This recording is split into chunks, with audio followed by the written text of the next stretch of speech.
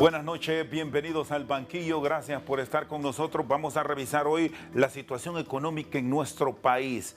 Compararemos cómo está la finanza pública de Honduras frente a los países de la región.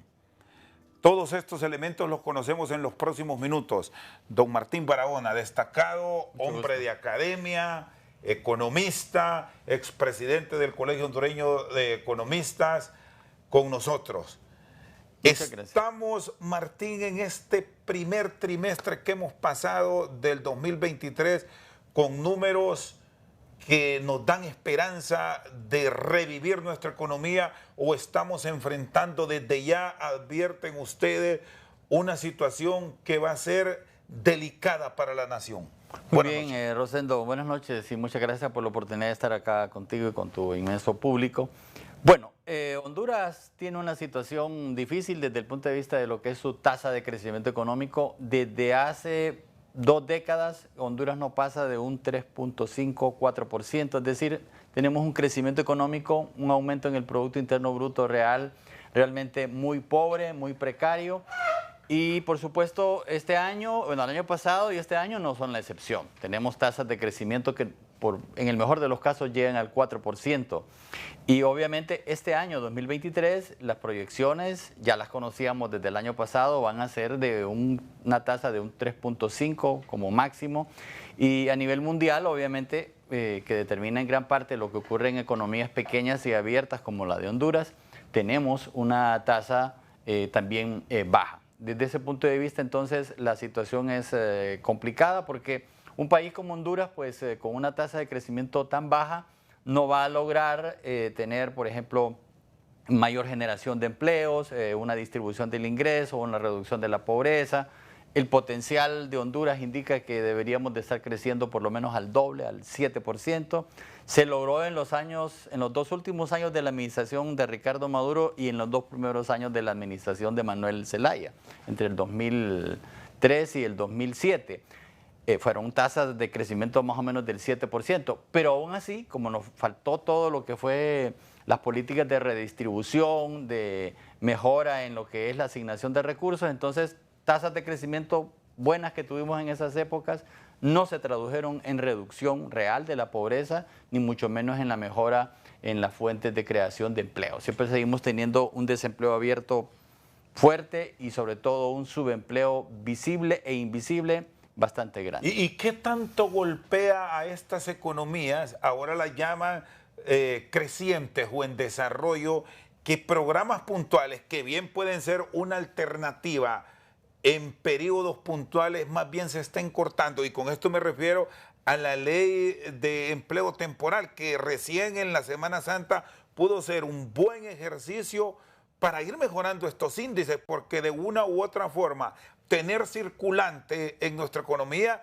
beneficia a todo mundo, Martín. Así es, en esta parte, Rosendo, de lo que es la ley o lo que fue la ley de empleo por hora, yo creo que se hizo bien en derogar la ley, porque había abusos y todo, pero donde se hizo muy mal realmente fue en no aprobar una norma que la sustituyera y sobre todo no enfocar el tema de la situación del mercado de trabajo en general. Es decir, Honduras tiene un problema en que el sector formal de la economía, que es donde están los puestos de trabajo más permanentes, con mejor remuneración, con prerrogativas, ha venido estancándose e incluso decreciendo. El sector formal o moderno de la economía no pasa de un 20%. Entonces, es donde hay pues, posibilidades de que la gente trabaje de una manera más decente y que pueda tener ingresos suficientes para poder participar en el mercado. El 80% restante de la población económicamente activa, unos 4.2 millones de personas, está en sectores informales o tradicionales, es decir, sectores que no se manejan con las relaciones salariales, sectores que dependen de su propia cuenta, es decir, son cuentapropistas, sectores informales, que obviamente es un empleo precario. Entonces, con esa situación general es la que debería de tenerse una política de generación de empleos. No se tiene. No solo enfocarse en el tema del empleo por hora o la jornada parcial, sino en que una mayor cantidad de población tenga acceso a empleos de jornadas más completas, con todo lo que pueden ser las ventajas de tener un empleo estable y sobre todo con oportunidades de superación. Y eso es lo que falta. Y en el caso de este gobierno actual, no se ve realmente una voluntad, una intención de hacerlo, igual que lo que ha ocurrido con las administraciones anteriores, de poder generar cada año más fuentes de empleo, y esto, como tú me lo preguntabas, Rosendo, depende de la tasa de crecimiento económico. En la medida en que hay una tasa de crecimiento económico, un aumento de la producción tan precario, tan miserable, si le pudiéramos decir así, hay poca generación de empleo. Entonces cada año, ya sabemos, entre 100, 120 mil personas cumplen la edad de trabajar, buscan empleo, no lo encuentran en su mayor parte. Unos lo encuentran en el sector formal, pero con esas limitaciones que ya dijimos, y otros se lo fabrican, se rebuscan, como dicen, en el empleo informal. Son personas que trabajan, pero ganan muy poco, o incluso no van a tener, digamos, una cantidad de horas, volviendo al tema del empleo por horas, que sea suficiente. Se calcula que en la estadística de Honduras hay más o menos unos entre 800,000 a 1 millón de personas que trabajan nada más por horas, porque eso es lo que la realidad les permite. Y sobre todo, esto golpea aún más cuando revisamos los estados de desarrollo del país, Martín, y registramos que en una década la cantidad de empleos que se lograron abrir ronda los 140,000, 150,000 empleos en una década, cuando los niveles óptimos deberían ir por otro tipo de cantidades. Y sumado a esto, decisiones que muchas veces las toman políticos que no conocen de generar empleo.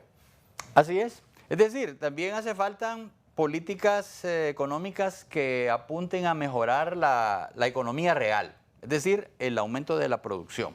Eso significaría, por ejemplo, desde el punto de vista del Estado, mejorar o ampliar la inversión pública, que por cierto ha estado marginada bajo la concepción de que el Estado debe de intervenir menos en la economía, entonces el Estado invierte menos, la inversión pública se mantuvo. El consumo del aislado. Estado es empleomanía. Gasto corriente. Increíble. Gasto corriente, ¿verdad? Lo que es inversión en infraestructura productiva, infraestructura vial, lo que es infraestructura en salud, en educación, es marginal, se mantiene estancada, y sobre todo algo importante para economías como las nuestras, inversión en innovación, que pareciera que es muy presuntuoso para una economía como la nuestra hablar de innovar, pero eso es parte, capacitación de la mano de obra, de cómo podemos nosotros, un rubro tradicional de la economía, cómo le podemos sacar más valor agregado, ¿va? Por ejemplo, tenemos la producción agrícola, que hay muchos insumos que pueden ser objeto de industrialización, el sector energético, Rosendo, que por ejemplo, es cierto, se ha avanzado en lo que es la matriz energética con mayor generación de energía renovable, pero todavía nos hace falta terminar de sustituir todo lo que es esa energía térmica, que en estos momentos de altos precios del petróleo, se convierte en mayores costos para la economía, y obviamente se traduce en porcentajes de inflación que nos han venido afectando en los últimos 14, 15 meses. Bueno, voy a introducir una variable aquí, pero se la quiero consultar a usted como hombre de economía y finanzas. Que llegue al mercado un nuevo actor, porque así lo ha planteado la actual administración, China continental. ¿Puede cambiar estos panoramas en áreas puntuales? Le traslado este interrogante porque es lo que hemos escuchado de personas del gobierno, que viene una inversión o un desarrollo más efectivo, más rápido, han dicho, frente a lo que hemos venido experimentando con la cooperación de otros aliados históricos y permanentes. ¿Qué visión tiene? Bueno, yo lo replantearía esta pregunta muy pertinente, Rosendo, en el sentido de que sería en todo caso un aumento de la participación de ese actor, China, hablando de China continental, porque resulta que China ya ha estado presente en todos estos años anteriores. Ya con China tenemos un comercio sobre todo de productos importados sumamente fuerte.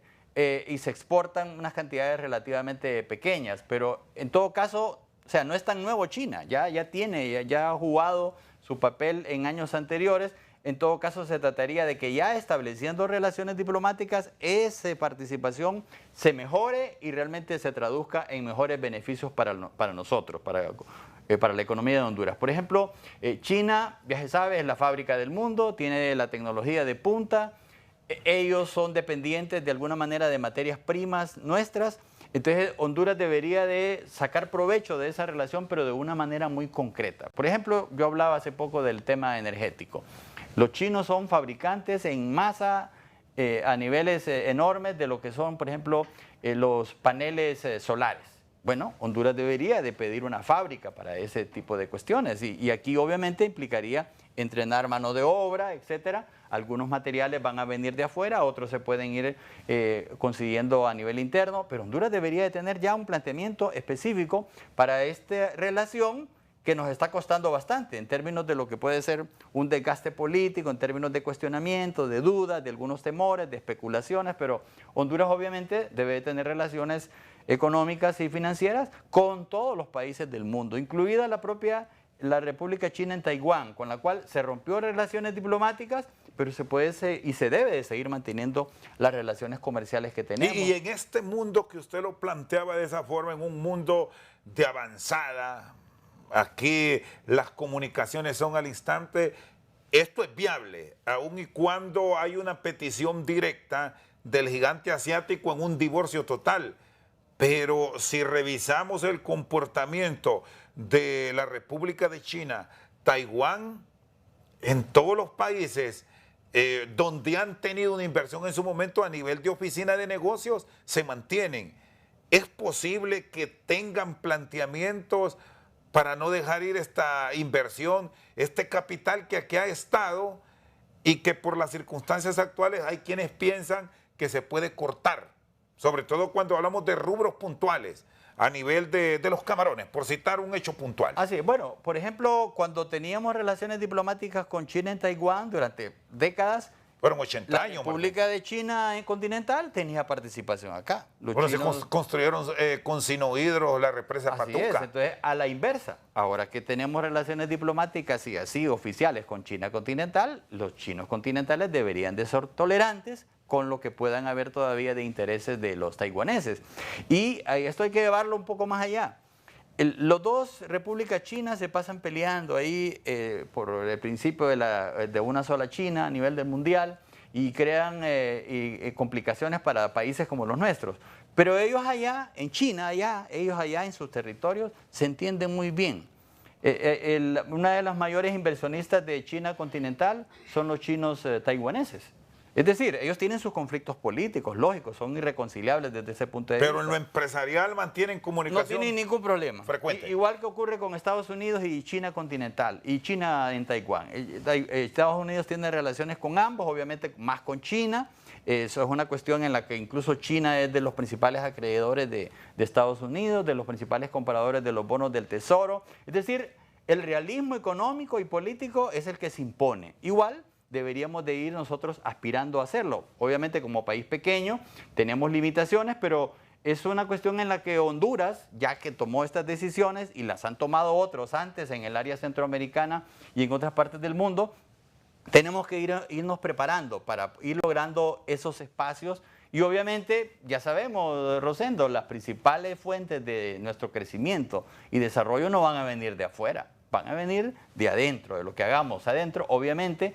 En los intercambios con el exterior, con la economía mundial, podemos sacar beneficio también en la medida en que existan buenos estrategas y buenos negociadores. Muy bien, Martín Barahona, economista nacional con nosotros al banquillo. Una pausa, ya regresamos. De hecho, uno de los bienes públicos principales que el Estado está en la obligación de producir bien es la administración de la justicia. Y al mismo tiempo, la buena institucionalidad, la buena aplicación de las leyes, la seguridad jurídica es parte de los factores que intervienen para que los países tengan mayor competitividad. Seguimos al banquillo con Martín Barahona. Solo cierro esto de la apertura de este nuevo gran mercado con Asia. Estamos preparados para por lo menos competir con los envíos a nivel del mercado común centroamericano hacia esta nación, porque ya tiene relación Costa Rica, la tiene Nicaragua, ahora Honduras, bueno, la tiene El Salvador, es decir, el bloque de nuestros competidores regionales están con ellos. ¿Cómo ve el productor hondureño frente a las exigencias? Porque estos caballeros no piden 1 o 2 contenedores. Estos, así como lo voy a ir, piden 1000 contenedores. Claro, yo creo que desde ese punto de vista, siendo objetivos, lo voy a decir, Rosendo, no estamos preparados. Esa es la verdad. Y lo voy a decir no solamente en relación a lo que está ocurriendo ahorita o que pueda ocurrir con la República Continental de China, sino también con lo que pasó en el pasado, lo que ocurrió, digamos, cuando el tratado o el convenio comercial con Estados Unidos, el CAFTA, Honduras no estaba preparado. Y los que negociaron ahí, de alguna manera, no protegieron algunos sectores económicos que necesitaban precisamente todavía poderse consolidar para realmente entrar a un nivel de competitividad más o menos aceptable, ¿va? Igual nos pasó con la Unión Europea.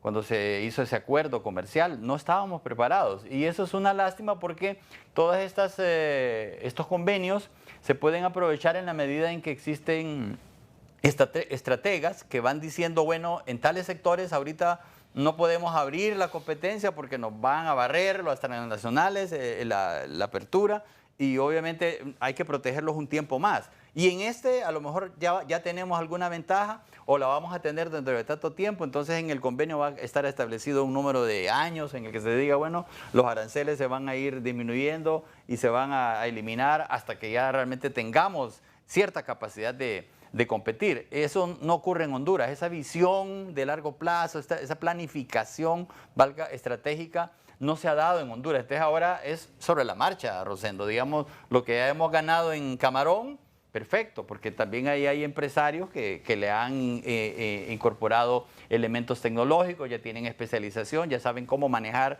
ese negocio desde el principio hasta la venta final. Entonces ahí, digamos, hay que seguir explotando, pero resulta que una población como la de China, o la de India, o la de Brasil, o la de los mismos Estados Unidos, o la Unión Europea, son grandes cantidades de consumidores con capacidad económica, como tú lo decías, muy exigentes, que piden requisitos, parámetros de calidad, sanitarios, etcétera, y con esos posibles compradores no tenemos, desafortunadamente, desarrollado toda una estrategia industrial, tecnológica, de mano de obra, pero va a ser sobre la marcha. ¿Y cómo se debe manejar el industrial hondureño, el empresario hondureño, frente a los mercados ya explorados, con los cuales mantenemos una relación? Porque no deja de existir un temor del comportamiento que puede tener Estados Unidos por el tema estrictamente político y la Unión Europea, que son los que históricamente han estado con nosotros. Advierte que puede generar estos conflictos económicos para el país, o es parte de lo que el mundo hoy vive y se tiene que adaptar Honduras. Bueno, Honduras creo que desde ese punto de vista tiene que abrirse los espacios, conjuntar, hacer alianzas con algunas empresas de esos mismos países que conocen mejor a sus propios consumidores, con otras empresas locales del área centroamericana para saber en qué momento podemos introducir nuevos productos o podemos ampliar los mercados, es decir, si hay determinado, por ejemplo, productos como el café, que se vende en Alemania, en Holanda, otros Bélgica, pues bueno, hay que entrar con otro tipo de variedades a otros países, a otros departamentos o provincias de estos países, y obviamente introducir nuevos productos y, algo importante, Rosendo, nuevos servicios, porque resulta que en esto de las relaciones comerciales,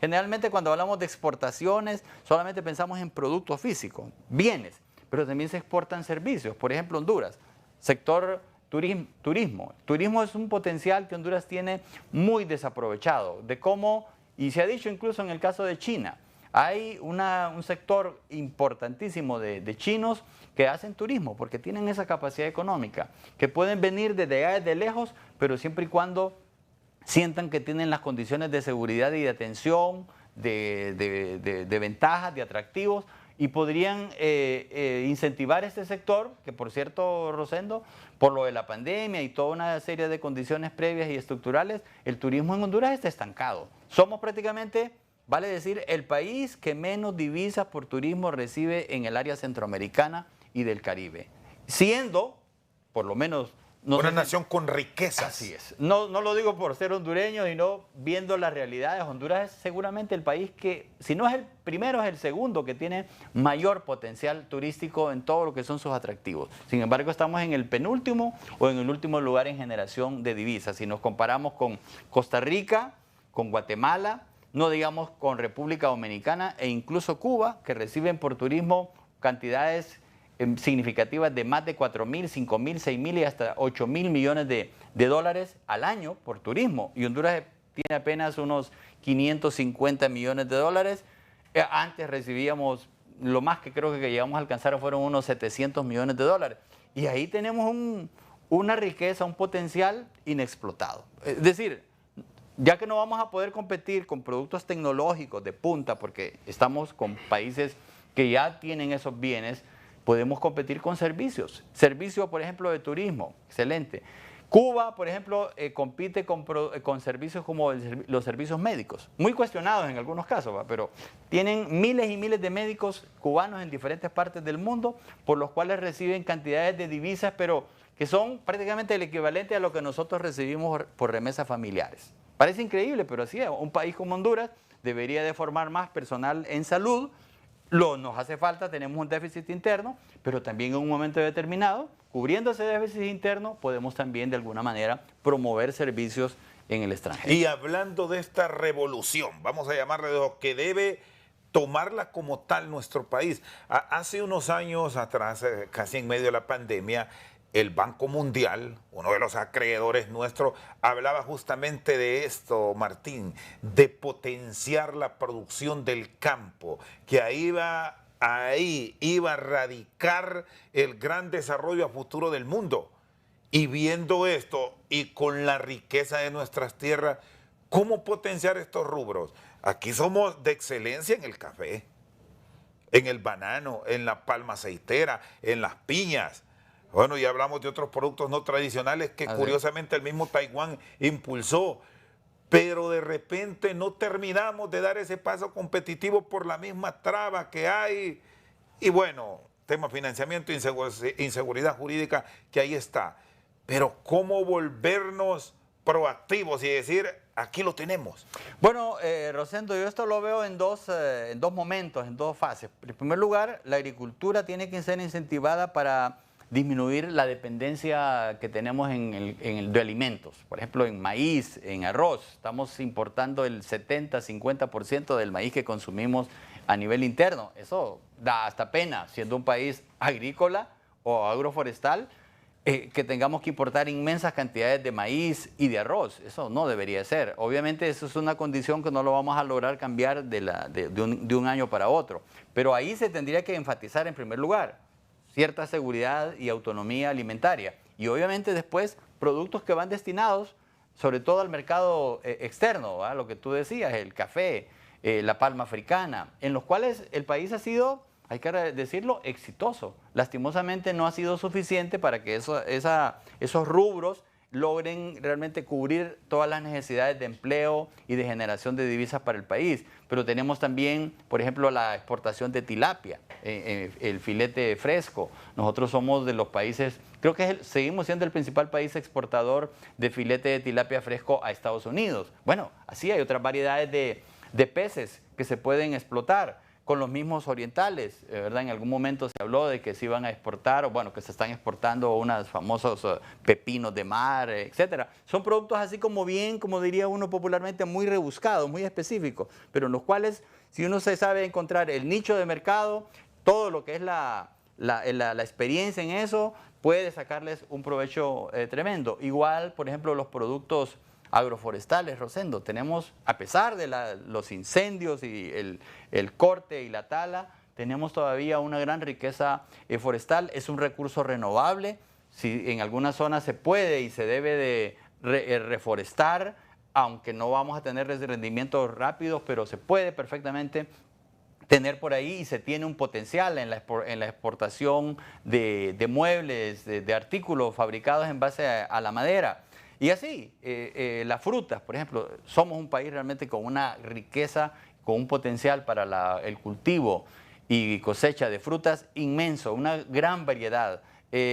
vegetales, verduras, todo ese tipo de cuestiones, pero para eso se necesita políticas públicas muy, muy inteligentes, financiamiento, acceso al financiamiento en condiciones baratas, si le puede decir así, competitiva, capacitación de la mano de obra, automatización, porque ahora la agricultura ya no es solamente la figura tradicional que tenemos de la persona sembrando la tierra, limpiando, cosechando a mano, no, hay muchas cosas que están mecanizadas, todas esas tecnologías tenemos necesariamente que adquirirla en otro lado, es decir, no hay que inventar porque eso nos va a garantizar mayor productividad y sobre todo, lo que tú decías hace unos momentos, cuando hayan esos pedidos inmensos que es imposible sacarlos a tiempo, bueno, ahí está precisamente la automatización, se hacen las cosas más rápido, siempre se va a requerir mano de obra intensiva, pero obviamente con una cierta tecnología, con cierta máquina, cosechadoras, sembradoras, etcétera, empacadoras, ya tendremos pues combinada la tecnología con la mano de obra, mayores posibilidades de atender esos eventuales pedidos que nos hagan de países del Oriente como China, de Europa o incluso de países Y aquí un agregado, Martín, que el sector empresarial y como medio de protección también para los empleos que hay, es el tema de la seguridad jurídica, la garantía del Estado como tal, que no estemos enfrentando estos enormes problemas que se han vuelto comunes a nivel de país, que el inversionista tiene sus dudas en llegar, tanto el nacional como en el internacional, por todo lo que estamos viendo en una sociedad convulsa hoy. Claro, yo lo enfocaría de la siguiente manera, Rosendo. Bueno, la administración de la justicia, la aplicación de las leyes, generalmente la vemos así como que es un tema exclusivo de abogados. Que está compatible en otra esfera. Entre lo que es la aplicación de justicia y la inversión, y esto está estrictamente ligado. Exactamente. De hecho, uno de los bienes públicos principales que el Estado está en la obligación de producir bien es la administración de la justicia. Y al mismo tiempo, la buena institucionalidad, la buena aplicación de las leyes, la seguridad jurídica es parte de los factores que intervienen para que los países tengan mayor competitividad. La competitividad no está en devaluar la moneda, es decir, eso puede servir para cierta etapa, pero los principales factores de competitividad están obviamente en la organización de los factores de la producción e incluyendo ahí obviamente la institucionalidad o la seguridad jurídica. Y eso tenemos que ya romper esos esquemas y verlo conectado así, que no es cuestión solamente de una cuestión lírica o ética o moralista, superficial, lo de la justicia y la aplicación de las leyes, no, es que es algo que es real y que sirve para que se traduzca en beneficios concretos en la economía. Martín Barahona, economista nacional con nosotros al banquillo. Pausa, ya regresamos. La ministra de Finanzas dijo que era para apoyar los programas sociales. Eso me parece que no tiene sentido porque significa que prácticamente no se sabe en qué se utilizó. Ese préstamo del Banco Central inyecta a la economía con una cantidad grande de dinero y ya sabemos, yo no soy monetarista ni nada de eso, pero creo que siempre la cantidad de dinero seguramente va a afectar en lo que puede ser en los niveles de precios. Seguimos al banquillo con Martín Barahona para cerrar este tema, los financiamientos. ¿Cómo debe ser el actuar tanto de la banca estatal como de la banca privada? Porque son los factores fundamentales para impulsar el desarrollo, porque hay que quitar. Hay que prestar para producir. Así es, se necesita recurso financiero que al mismo tiempo estos capitales prestados se utilicen para la adquisición de los insumos que verdaderamente van a impactar en esa producción. Porque muchas veces algunos se toman los préstamos para tal objetivo y los usan para otra cosa. Entonces eso no debe de ocurrir. En este caso, por ejemplo, Rosendo, bueno, el sistema financiero nacional tiene una inmensa cantidad de capitales. Estamos hablando de creo que más o menos de un medio billón de lempiras, es decir, 500 mil millones de lempiras son los que la banca privada en Honduras presta. Es decir, una cantidad grande, enorme. Y uno se pregunta, bueno, ¿por cuánto de eso va dedicado, orientado al sector agrícola, por ejemplo, ya que somos un país todavía con esas características? Muy poco.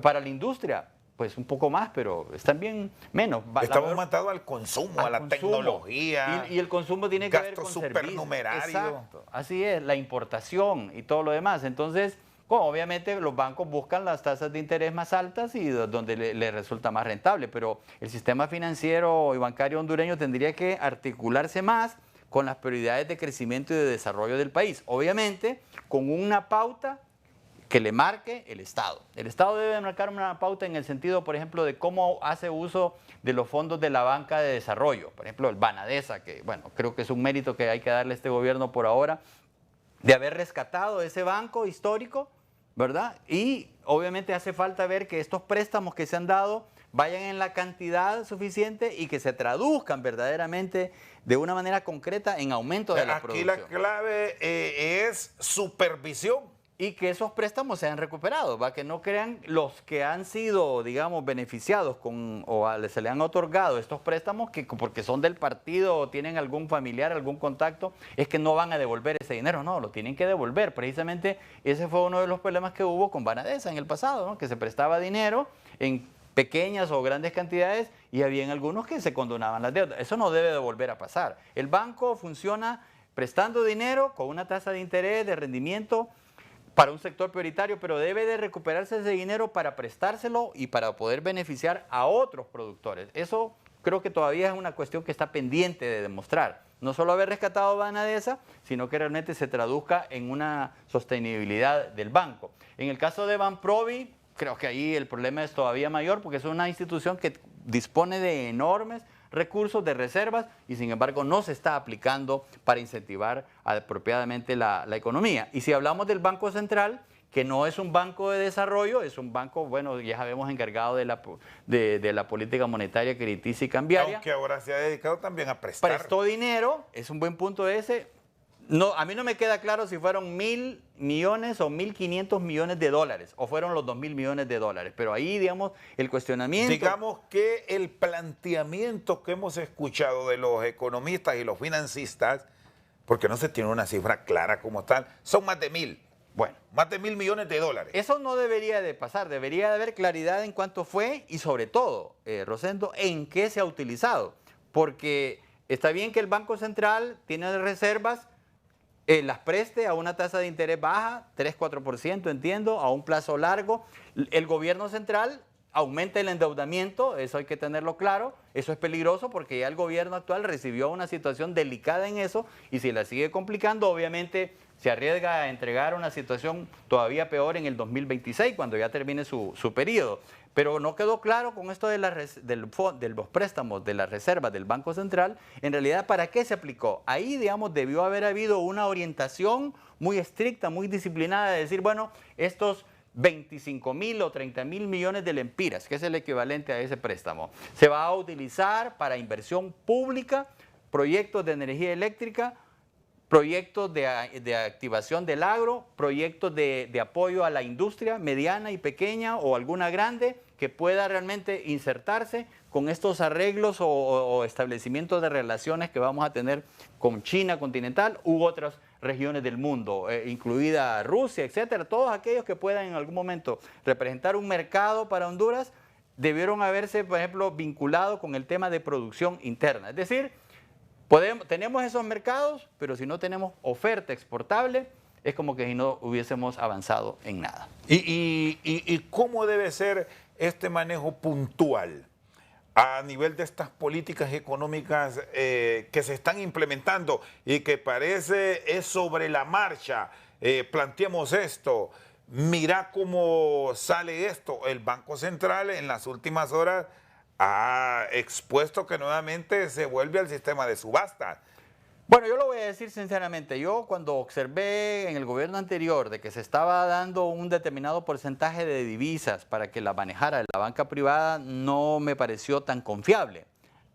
Cuando no pasase, por ejemplo, de un 20%, creo que hasta ahí estaba bien, pero después ese porcentaje se amplió y prácticamente la mayor parte de las divisas las ha estado manejando la banca privada. Ahí creo que hay cierto riesgo de que ya no vayan a tenerse esa visión de lo que es el objetivo de un banco central, que es garantizar la estabilidad en el tipo de cambio y obviamente con una cierta inflación, que se retorne a las subastas, que es un sistema que se implementó allá desde 1994. Fue en la administración del doctor Reina. Carlos Roberto Reina, sí. Bueno, no me parece malo necesariamente, siempre y cuando eso se concrete en una estabilidad en el tipo de cambio. Es decir, que se pueda tener, digamos, una buena administración de la oferta y demanda de divisas, de manera tal que no estemos desperdiciando o que no estén habiendo fugas de divisas y que no vaya a haber una especulación con el tipo de cambio. Si el tipo de cambio sube, ya sabemos, eso es prácticamente inflación importada, que es uno de los elementos que el Banco Central ha venido aduciendo,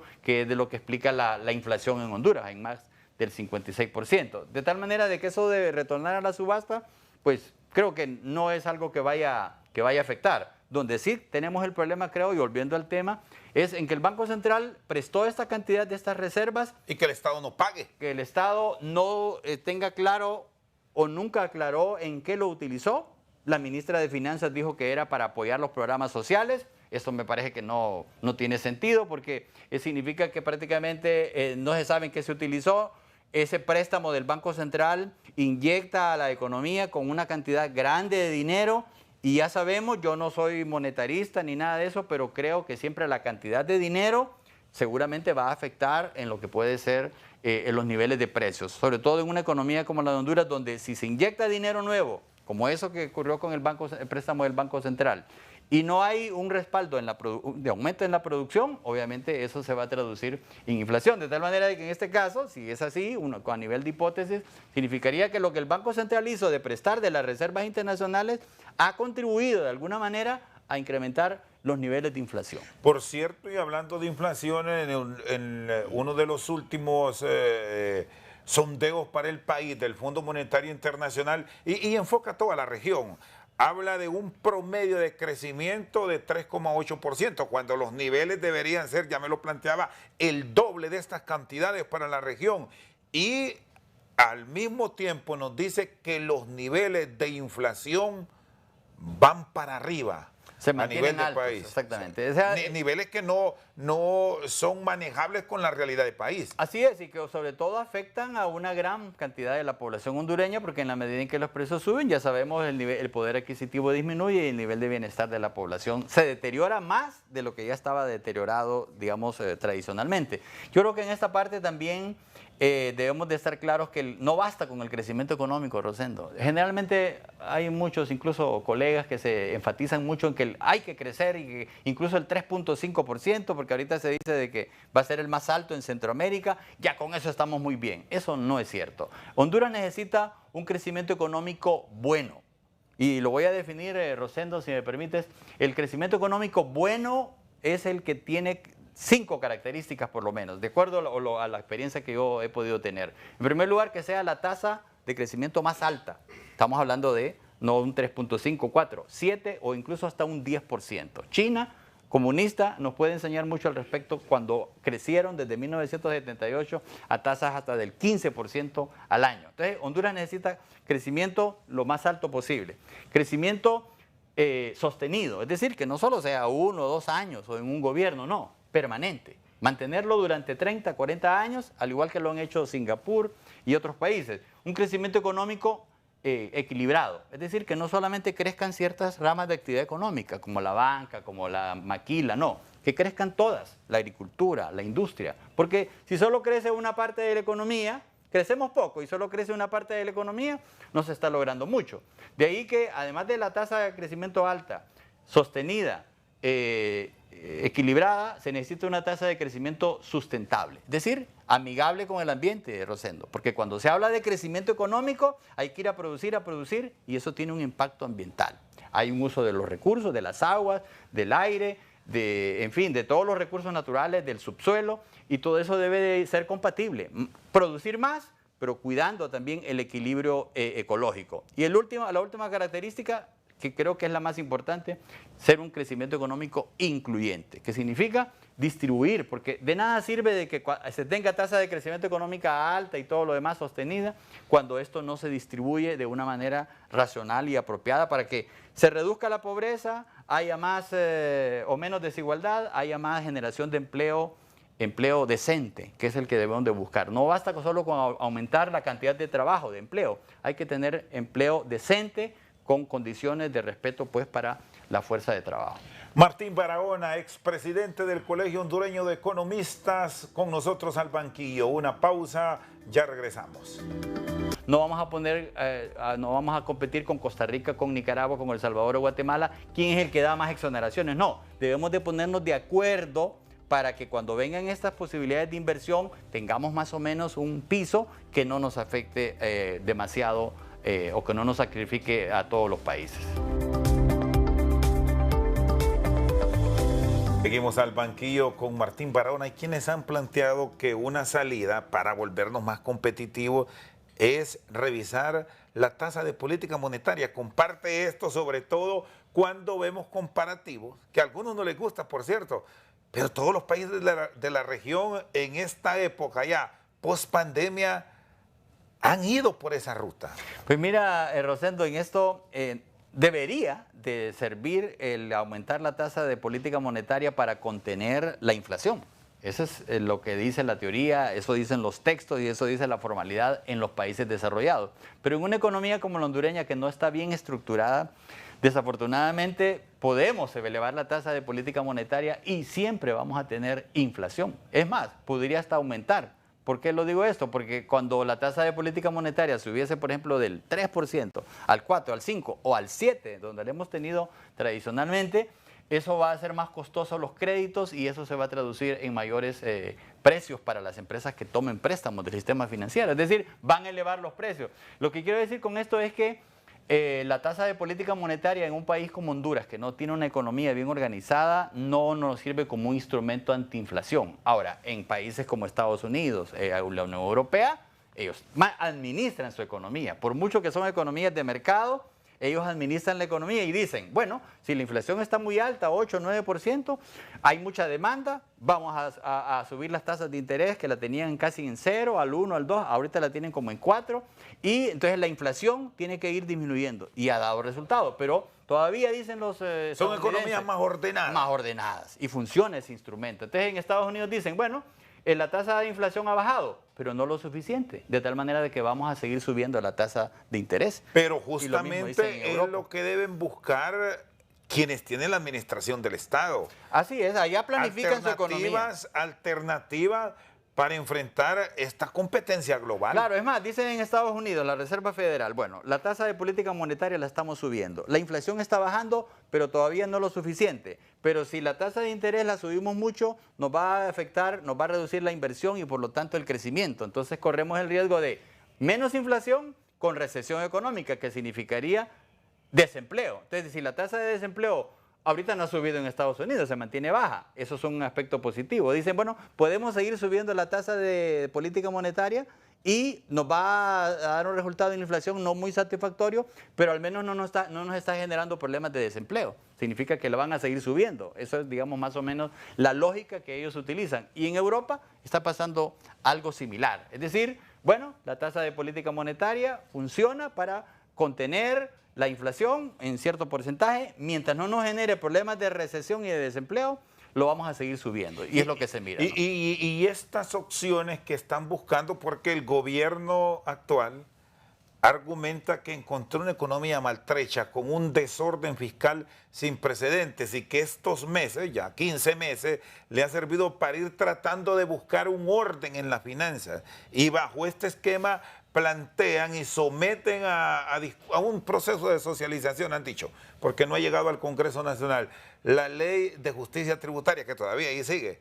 De repente la Semana Santa nos olvidó un poco, pero ahí está. Y que ojalá no la pasen al Congreso, porque en el Congreso no hay condiciones realmente para que haya una discusión seria. Y uno lo puede ver, toda la crisis que hay ahí. O sea, si eso se va al Congreso, así como está ahorita, es el acabose. Más bien al Estado, al gobierno central, le conviene seguir manteniendo esta discusión, aunque a veces se pierden muchos argumentos, se especula, pero es mejor que el Estado diga, bueno, este es el proyecto de ley, no estamos escondiendo nada, la empresa privada lo conoció desde el principio, las diferentes cámaras de comercio han hecho sus planteamientos. Hay que ver cuáles de esos argumentos son válidos y cuáles no, porque he escuchado muchos que no son válidos, pero hay otros que sí. Por ejemplo, la Cámara de Comercio de Cortés le propuso al Estado, bueno, si ustedes lo que buscan es una mejoría en lo que es la justicia tributaria, ¿por qué no reducen la tasa de impuestos sobre ventas y la dejan como la teníamos en el 2012, 2013? Eso es un planteamiento 12%. correcto. Sí, 12%. 3 puntos. Bajarla del 15 al 12. Eso es correcto. Ahora, ¿qué implicaciones tendría una decisión como esa? En primer lugar,